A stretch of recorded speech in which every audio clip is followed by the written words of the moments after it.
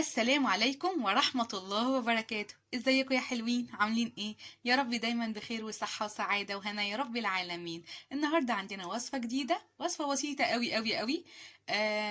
انا عن نفسي بحبها جدا واولادي. عندي الصغير ما بيحبهاش قوي بس الكبير بيشجعني عليها بصراحة. مامتي كانت على طول بتعملها لنا، انا كنت بحبها جدا جدا جدا وما زلت طبعا. تنفع وجبة فطار، تنفع وجبة عشاء خفيفة، على حسب ما انتوا عايزين. وبتدفي بقى دي من من الوجبات بتاعت الشتاء اللي بتدفي بقى، واحنا عارفين الشتاء بيحب الاكل ويحب حاجات كده معينة لازم تكون موجودة فيه. هنعمل الشعرية بلبن بطريقة بسيطة جدا من غير اي اضافات، كل حاجة موجودة عندنا في البيت، هنجيب اللبن بس. وهتبقى طريقة بسيطة وخفيفة وطعمها حلو ومميز ان شاء الله بإذن الله. ويلا بينا نشوف طريقتنا وهنعمل ايه. بس قبل ما نعمل حاجة يا ريت بقى لايك وسبسكرايب وتفعيل الجرس علشان يوصلكوا كل جديد مني، لو عجبكم الفيديو، لو عجبتكم الوصفات اللي بنزلها. يلا بينا نبتدي. معانا هنا ربع كيلو شعرية او اكتر شوية على حسب ما انتوا عايزين، انا يعني ربع شعرية وعليهم شوية صغيرين كمان. ومعانا نص كيلو لبن هيتحط يستوي فيها، ومعايا نص بره انا هحطه معاها يعني يتاكل معاها. تمام. اما بتستوي في اللبن ممكن تسويها في ميه، ما عندكيش نجيبي نص كيلو لبن بس. يعني هي اقتصادية جدا. وتحطيه عليها في الاخر يعني، بس انا بحب كده عشان ساعات بتطلع زي ايه، هنشوف مع بعض زي قشطة صغننة كده. تمام. يلا بينا نشوف هنعمل ايه. بصوا حطينا هنا سمنه، سمنه بلدي، انا بحبها جدا، هي تنفع بالسمنه البلدي قوي قوي قوي وطعمها بيبان اكتر، وعلى حسب المتاح عندكم يعني، او زبده. تمام. هنقلب كويس، حطينا فيها الشعريه هنقلبها كويس. تمام. ونحمرها كويس. بصوا كده اهي خلاص. هنحط بقى معانا اللبن بتاعنا. تمام. بصوا اهو. تمام. هنقلب بقى كويس. السكر بقى على حسب السكر الحلو اللي انتوا بتحبوه، يعني المذاق اللي انتوا عايزينه. تمام. تدوقوا وتشوفوا السكر على حسب رغبتكم انتوا. بصوا كده خلاص، حطيت السكر على حسب الرغبه اللي انا عايزاها. حطيت مثلا 5 معالق سكر.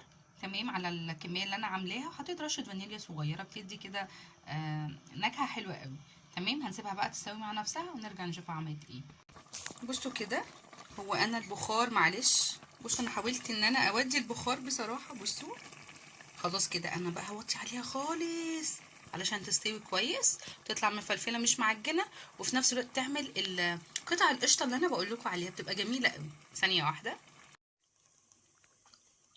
بصوا بقى اهي، شايفين كده الابيض، النقط البيضه دي بتبقى عامله زي القشطه، طعمها بيبقى جميل قوي في اللبن نفسه مع الشعريه كمان، الاتنين يعني مع بعض بيبقوا باينين قوي. ولو تاكلت كده، لو محدش بيحب اللبن قوي خلاص سووها في اللبن وكلوها كده. تمام. بصوا بصوا اهي. هو انا مش عارفه البخار بصراحه مغطي خالص. بصوا ثواني، ثانيه واحده اهي، بس هو برضو في بخار اهي. بصوا بصوا عامله ازاي. تمام كده اهي. شفتوا؟ هو ده اللي انا بتكلم عنه، بيبقى طعمه حلو قوي قوي كده لو اتاكلت كده حتى من غير لبن مفيش مشكله، بيبقى طعمها جميل قوي، بس طبعا احنا بنضيف لها لبن. تمام. هي كده خلاص. هنشوف بقى دلوقتي هنعمل ايه.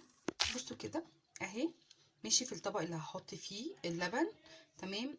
بصوا هو انا يعني بفضل ان انا اعملها كده، ما احطش اللبن في الحله علشان الكميه نفسها لو مش هتتاكل كلها، على حسب الكميه اللي قدامي، عشان ما تفضلش وتعجن بقى قوي وتتحط في التلاجة والكلام ده، مش بتتاكل بصراحه بعد كده.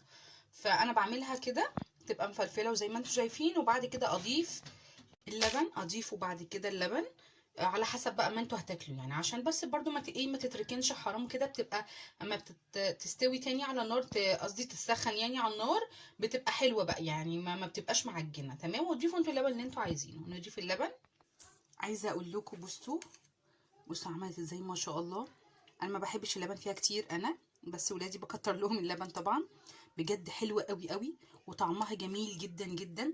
عايزين اضافات بقى للولاد، عندكم مثلا مكسرات حطوها لهم في وسطيهم، عندكم زبيب وجوز الهند والحاجات دي، بس انا بصراحه بحبها كده، هي ساده ما فيهاش حاجه ومش مكلفه، اقتصاديه جدا جدا. وتنفع حاجه حلوه على فكره في بعض الاوقات ما عندكيش اي حاجه في البيت، تقومي تعمليها كده، ما بتاخدش اساسا 5 دقايق. يعني دي وجبه ال5 دقايق، بسيطه قوي، تنفع فطار، تنفع عشاء، تنفع حلو. حلوه قوي قوي قوي، ومش مكلفه خالص، وطعمها بجد والله حلو قوي. بس بصراحه هي بتبقى طعمها مميز جدا في السمنه البلدي. فهي بتبقى حلوه قوي بالزبده البلدي والسمنه البلدي. اتمنى تجربوها وهتعجبكم باذن الله ان شاء الله. ولو عجبتكم بقى ما تنسونيش في لايك وسبسكرايب وتفعيل الجرس عشان يوصلكوا كل جديد مني. دمتم سالمين، والسلام عليكم ورحمه الله وبركاته.